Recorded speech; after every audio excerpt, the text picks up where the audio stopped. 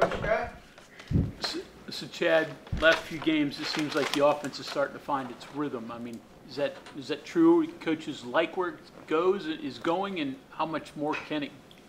It can go. It can get even better than what it's been. To be honest with you, we still hadn't played our best.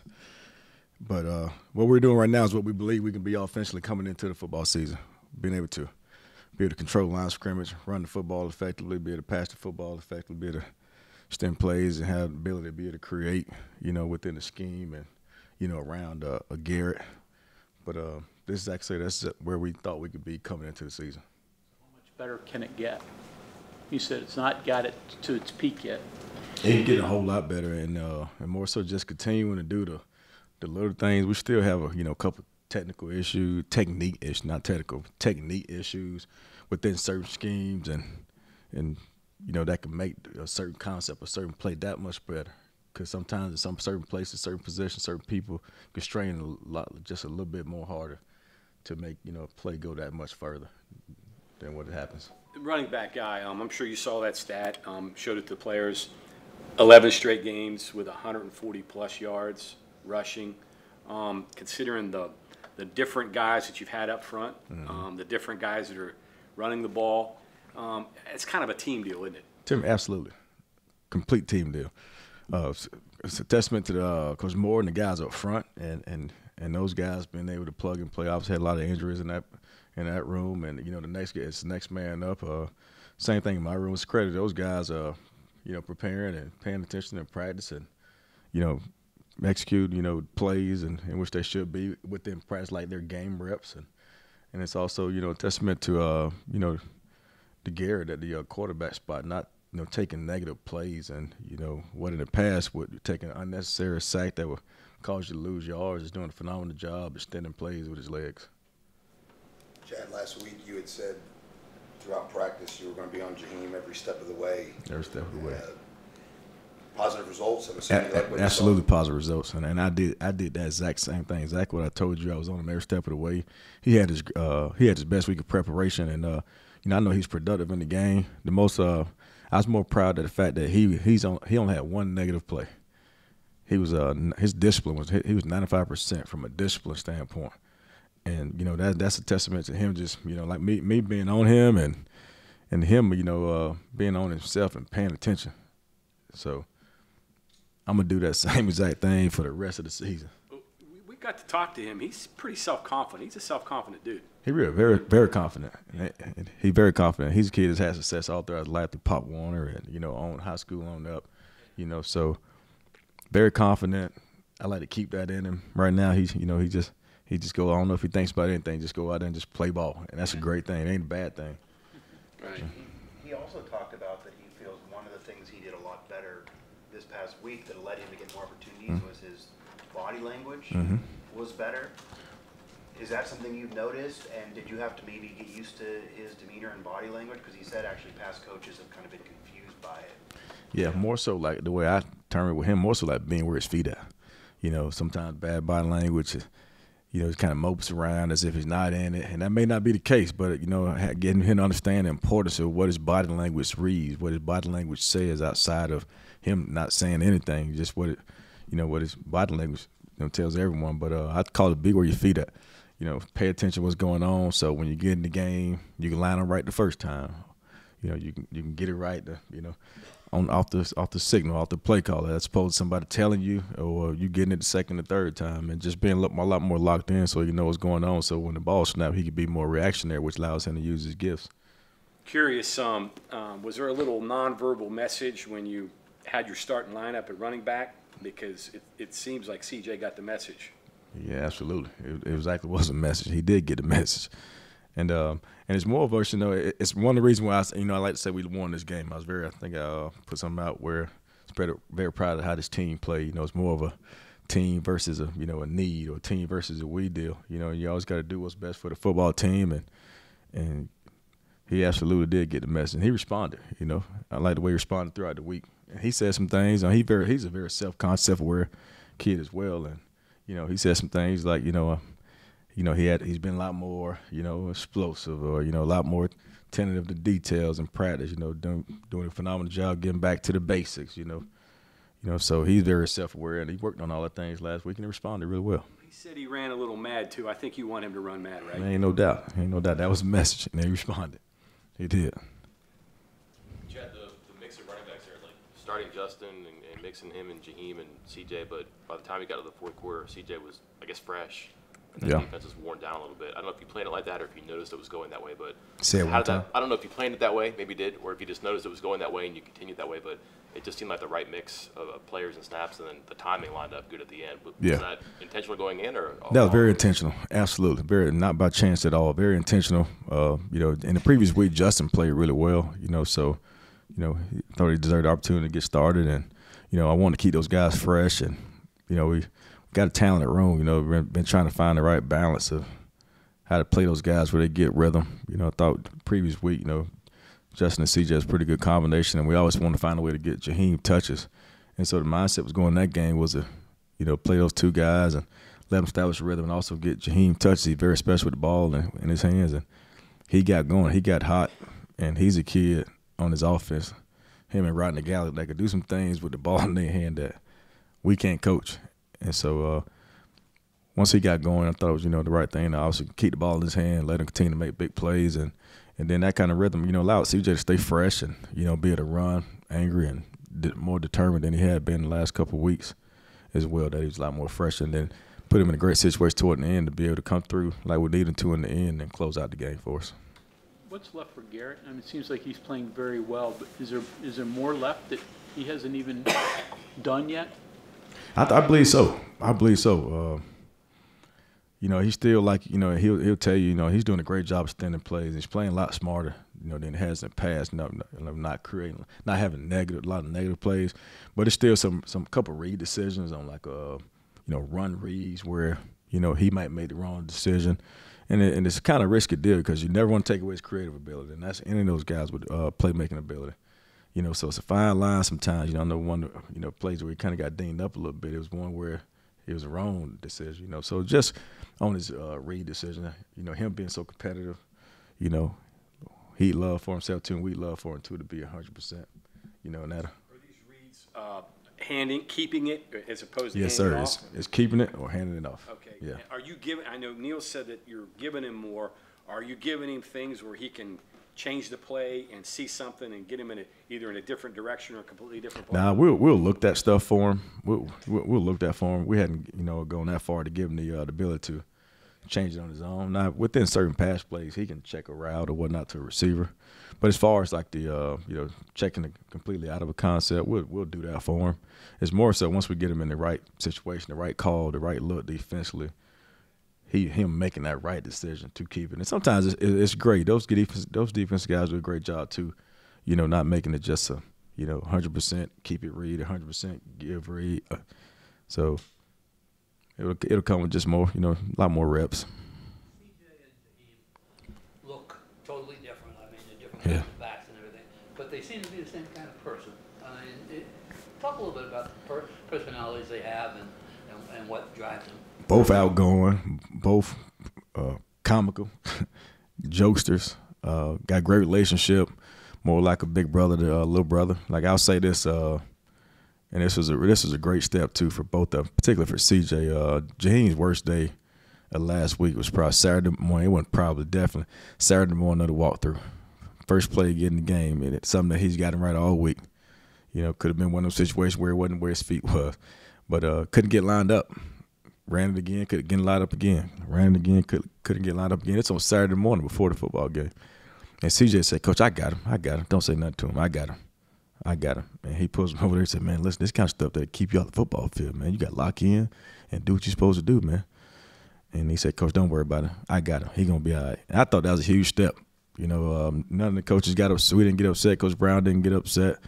We proceeded on. We got the play right. Then we got him out of there and ran the next play, but CJ took that upon himself, said, "Coach, I got him." So that was a huge step. They got a great relationship, and that's the kind of leadership you want, the kind of leadership you need.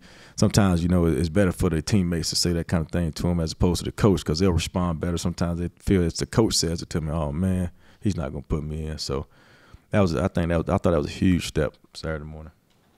Is the development of an offense the beginning where the coaches prepare the players then basically call the plays and manage the game, to then the players have the ability to have some freedom within the concepts, to at the other end, you prepare them for the week and then the players play. Is that the evolution of an offense, and where would you guys be in that on that graph? We're at the point right now where we do a great job putting together a game plan that those guys believe in. Those guys have say-so in, particularly Garrett. You know, Garrett said earlier in the week last week, Coach, I really like this game plan. You know, you want to build around those guys where they like it, you know, feel good about it. And it's been that way thus far. It's really that way last week. They enjoyed that. Try to be creative, you know, change the looks every snap. And then ultimately, you always tell those guys, you know, it ain't the play that's called, man. It's a player behind the play that's called. Also, we're going to call the play to try to put the ball in the hands of the best guys that can make a play for us. And at that point, they go out there and make the play. Coach Brown made a big emphasis on Friday morning, I believe, and I reiterated that same message Friday night about, you know, he talked about shooting your shot. And I've always said that catchers catch, runners run, throwers throw, you know, blockers block. And, you know, we had 4th and 2, critical situation, critical play. And Coach, you know, wanted to go forward. We was on timeout, and I said, this is a head coach's job. This head coach's time. He's shooting his shot right now. I said, so Tanya, you got to shoot your shot. You know, he's shooting his shot, going for a 4th and 2. You got to shoot your shot. And those guys went out and executed the play, and Garrett made a phenomenal throw to, you know, to E.J. Horton. He caught the ball, big-time play. I mean, you can only – when you call a play and you set up a play and you design it, there's only so much you can do. It's out of your control once the guys have it. Right. Are they giving you the reactions, and are they seeing the things like, yeah, that's what you're supposed to do there? Are you seeing more of that? Well, they are. Even more so that is that, you know, when I'm saying that, they're in the huddle. They're like, man, Coach, man, that's a great analogy right there, man. You know, and then they start talking amongst one another like, man, let's go do this. We got this. We can do this. We know we can go do this. So once they start, and I said that, you know, I asked those guys way back in the spring, how good you want to be? You don't have to tell me this right now, but how good you want to be? And I reiterated that to them last week. That I think they know now how good they can be. And they're starting to see the results as a result of it. They're doing the little things to create those big things. So now they start to talk amongst each other that they can go make those plays. That, you know, and for those guys to start fast, go down and score in the first drive, for us to finally end the game in our own hands. Not, you know, where the defense made a play and, you know, we finally got the ball back and we just got to nail it, but where we finished the game in a 4-minute situation and we got first downs, you know, to take a knee and get in victory formation. So just seeing little things like that we're emphasizing that's happening. And, you know, I give you an example of, we talked about receivers being able to recognize coverage and that the best block sometimes is just running the defensive back off. We had 2 touchdowns in the backfield with CJ and Jaheim White where Preston Fox runs the DB in the back of the end zone. Jaheim walks in. We had one with E.J. Horton on CJ's touchdown. Recognizes the cover one and runs at the back of the end zone, and the DB has no idea he scored until he turns around. Just those little things like that those guys, you know, starting to buy into and understand that, you know, we're their God-given ability. If they could do the little things that we're coaching them to do, man, like with their God-given ability, they'll be in a one-on-one situation where they could do some of the special things you guys have been seeing with those guys with the ball in the hand. Say it one more time. He can give more. We can get more. He's doing a bunch of good things, and you know he just need to be more consistent. You know, consistent in what? Just consistent in his pad level and blocking, consistent in his playmaking ability. You know, he had a ball the other day that, you know, he's caught a tougher ball in the past, and he knows it. You know, he got to make that play, but he's making plays. You know, we need to get more consistency out of him.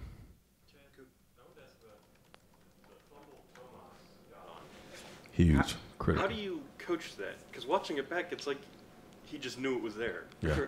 How do you coach I tell you, we talk about our standards just about every day. You can ask those guys, they'll tell you. And one of those standards is strength. Force yourself or your body part to do something usually great. And the guy that's at 6'5", 6'6", or 300 pounds strains and beats like 3 defenders to that ball and crawls up and gets in a fetal position at 6'5", 6'6", and that's just something that we emphasize absolutely every day, training. You know, so we emphasize that part. Him at that particular time, just, you know, having awareness and just continuing to play through the whistle. You know, I think what put him in position to do that. And that's a testament to how those guys practice. Because if you don't practice that way, if you don't strain and practice, nothing about, you know, anything within your attitude or anything tells you to do that in the game if you don't practice that way. And those guys practice that way, in particular him, because he came back. That was his first game off of injury. I think he was ahead of the schedule, did a phenomenal job in rehab, putting himself in position to come back and play. So his strain was what put him in position. Neil got, obviously Yeah. Now, Neil's calling plays, but what does that do for you? Does that do for the offense when he gets that aggressive? And have you, because you're part of the planning and things like that, of what plays are going to be called, what type of coach would you say you are in terms of that aggressiveness? Same way. And actually, I tell him, "It's a great call, coach. What should we call that play, coach?" We want him to be that aggressive. Give him great encouragement to do it, that we back him up, and that is the right call. And again, and that's something that we emphasize with those players. We're going to prepare you guys well. You're going to know the plan. It's going to be simple. It's going to be effective. Don't be cautious when we call the plays. Go out there and execute it. And it ain't the play that's called. It's the player behind the play that's called. And then us giving, coach that backing that. And that is the right play call. And, it shows, it's sometimes they work, sometimes they don't. But, what it does for our football team, for our offense, it shows those guys that the coaches has a trust and belief that they can go out there and make plays in crucial situations, on crucial downs, critical parts of the football field. And with the self-awareness that we have on offense with our guys with experience and the character of those kids, those kids go back and look at it and they'll come in and they'll say, "Well, coach, I should have made that play," or "Thanks for believing in me." And that confidence alone from us to down to them is going to allow us to put us in position to go be as good as we're capable of becoming. Chad, you guys have moved Garrett outside a little bit more lately. Yeah. It's not new, but more. Is that just because you all trust him to make the right decision more? Absolutely. Yeah. What works for him? Because it really stresses the defense, it looks like. They got buys everywhere, but a lot can go wrong there. A lot can go right. Right. How has that worked out? It's worked out great, and the thing I love about it, he can sit in the pocket. He sat in the pocket and made big plays throwing the football. He sat in the pocket and found check downs that have turned into some big plays, and he's left the pocket and made big plays with his legs. And one of his areas of growth is that he's left the pocket and kept his eyes downfield and made a phenomenal throw for a big play or a touchdown with the receivers doing a great job scrambling downfield. I emphasized him the other day. One of the things he did phenomenally, last week we was in a walkthrough, and he threw a ball kind of like off balance. I'm like, "What are you doing? Why you throw the ball like that?" He said, "Coach, I was simulating getting pressure in the game." And I don't know if you guys remember, I think it was 2nd and 1. It was in the score zone. He rolled out to the right. He threw a off balance throw to Devin Carter right on the sideline. And I immediately thought about that play. I asked him, why did he throw the football like that? So he's starting to even practice, starting to simulate what happens in games in practice, and we always talk about, practice what happens, even enable you to play your best when your best is needed. And so he's doing a phenomenal job, making plays in the pocket, making plays with his feet, making plays, finding the check downs. And he's doing a great job where some people say, well, sometimes, the best plays are the broken plays. He's making plays on broken plays as well. So excited about where he's playing, his growth and his toughness and his physicality. Those guys, they rally around him even more when they see a kid like that get knocked down, look like he's going to be out of the game, and he shakes it off and comes back, refuses to go out. That just inspires everybody else to go out there and play that much harder. If you guys see, I think it was the run we got stuffed on in the goal line, which was an undisciplined run. If you go back and look at that thing, Garrett Green's in the middle of that thing blocking. He's like right in the pile. This is a kid that's, he's hurting, he's banged up a little bit, and he's handing the ball off to C.J. Donaldson, and he finds a way to go get in. He's literally in the middle of the pile. That's kind of, when you got a leader like that that's fighting for you like that, it's real hard not to fight the same way around him. Got coach him up to not take those unnecessary shots. There was one that he had himself exposed and took one of the ribs. That is, and honestly, part of he asked how much more can it grow? And I talked about his decision making. One of the ones where he got dinged up is one of the ones he should have handed the ball off. So, and like I said, it's a give and take deal, but definitely he's getting better with that as the week goes, and got to keep improving. All right, thank you all.